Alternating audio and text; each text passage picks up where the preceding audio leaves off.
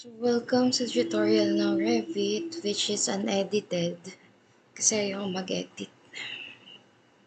So pag open nyo ng Revit nyo, so nga pala yung gamit natin dito is Autodesk Revit 2018. So pag open nyo, lalabas itong mga projects and then families. So under the projects, pwede tayo mag-open ng Revit file, pwede din tayo mag-create ng Revit file. So, bagong Revit file. And then sa families, ganun din.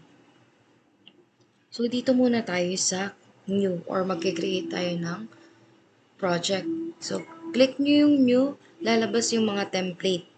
So, pwede tayong pumili with construction, architectural, structural, and then mechanical. So, piliin muna natin ngayon yung architectural template and then create new project and then okay.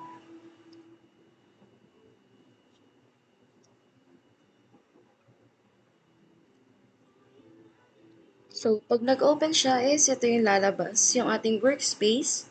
And then may toolbar tayo, may properties, and then meron tayong project browser. So, paano ba natin gagalawin tong workspace? So, to zoom in and then to zoom out, so dun lang sa mouse wheel, kaya dapat may mouse kayong gamit para madali. And then, pag magpapan is, i-hold nyo lang yung mouse wheel and then, i-move yung mouse. Okay? And then, dito tayo sa toolbar. So, sa toolbar natin, una is yung file. So, click natin tong file. Meron tayo dyang new, open, save, save as, export, suit, publish, print. And then, dito sa options. So, click nyo yung options. Under the general, meron tayo ditong save, reminder, interval. So, ano ba ito? Ito yung magre-remind sa atin na i-save yung ating project. And then, within the set natin na time. So, pwede tayong pumili with 15 minutes, 30 minutes, 1 hour, 2 hours, 4 hours, or no reminders at all, or no reminders at all. So, if overthinker ka, dito ka na sa 15 minutes. Kapag ka chill ka lang, dito ka sa no reminders. So, dito lang tayo sa 30 minutes. And then, meron tayo dito yung user interface, graphics. So, pwede nyo palitan to. And then, file location, kung saan isi-save yung file, kung saan siya magsisave, rendering, check spelling, and yan. And then yan, then natin ay okay. And then, meron tayong architecture. So, under the architecture, meron tayong wall, and then may drop down pa siya dyan. Door, window component, column, roof, ceiling, floor, curtain, curtain grill yun, railing, ramp, stair, yun.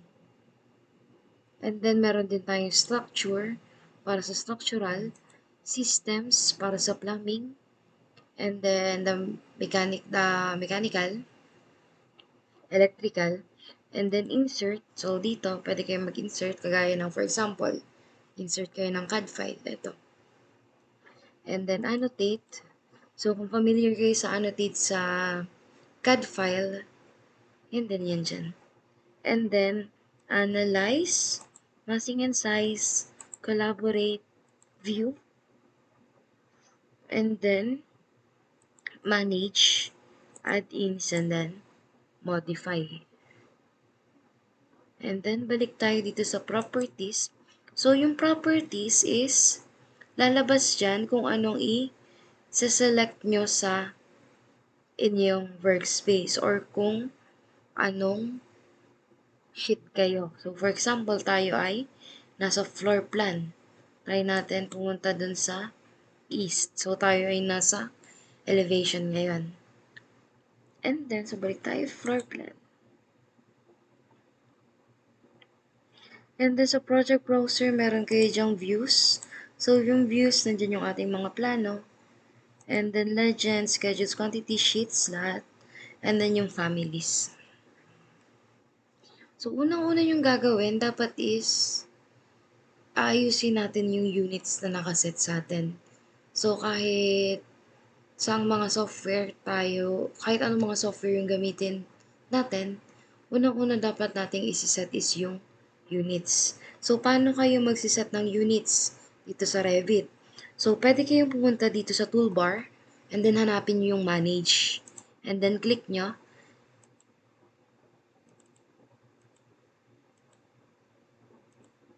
So, kapag na-click nyo na yung manage, hanapin nyo ngayon yung project units. And then yun, double click nyo, lalabas yung project units. So, pwede din naman na i-type nyo sa keyboard is UN, lalabas din yung project units.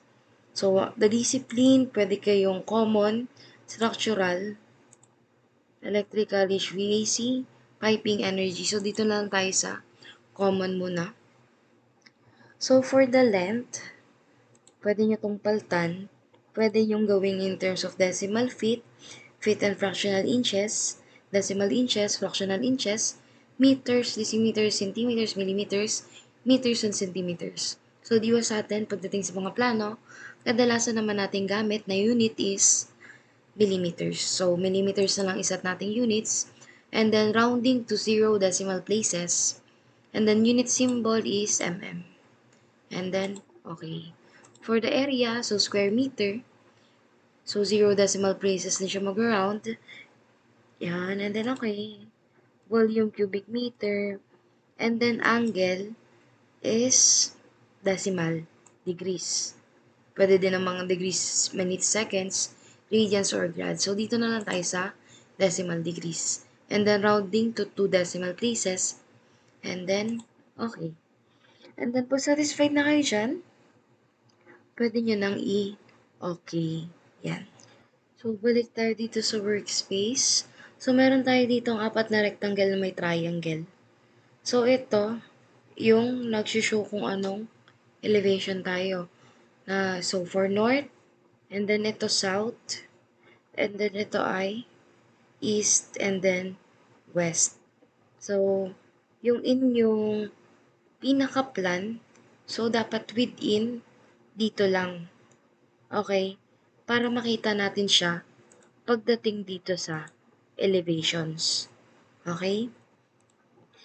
And then, pwede nyong i-adjust to. For example, highlight natin. And then, i-move natin siya. So, pwede yun. Ganun. And then, pag mag-delete kayo or mag-undo, Control-C lang. And then, dito sa baba, meron tayo ditong scale. So, 1:1, 1:2, 1:5. Pwede din natin siyang i-custom. So, dito na lang tayo sa scale na 1:100. And then, meron tayo ditong detail level. So, ano ba yung detail level? So, meron tayo dyang coarse, medium, and then fine. So, dito, para makita natin kung gaano ka-detailed yung mga properties na nilagay natin doon sa plan. So, pwedeng coarse, medium, or fine. And then, meron din tayo dito for graphic display. So, meron tayong wireframe, hidden line, shaded, consistent color, and then realistic. So, kapag ongoing pa yung paggawa natin ng plan, mas suggested na nakastay tayo sa hidden line or kaya wireframe. Bakit? Para hindi siya masyadong mabigat para dun sa laptop. Para hindi gaanong mag-lag. And then, pag may titingnan lang kayong part, pwede nyo siyang gawing shaded or consistent color or realistic. And then, balik nyo lang ulit sa hidden line or wireframe. And then, meron din tayo ditong sun setting. So, pwede nating i-on yung sun path. Pwede din nating i-off. So, para lang makita natin yung shadows. And then, meron tayo ditong shadows on, shadows off, and then crop view. And then, pwede din nating i-show yung crop region. So, itong crop region na to, pwede natin tong i-break. So, i-click natin siya. For example, ito, break natin dyan. And then to break din natin. So, pwede yun. And reveal hidden elements. And then, pwede din kayong mag-hide ng elements. And then, temporary view properties. Yan.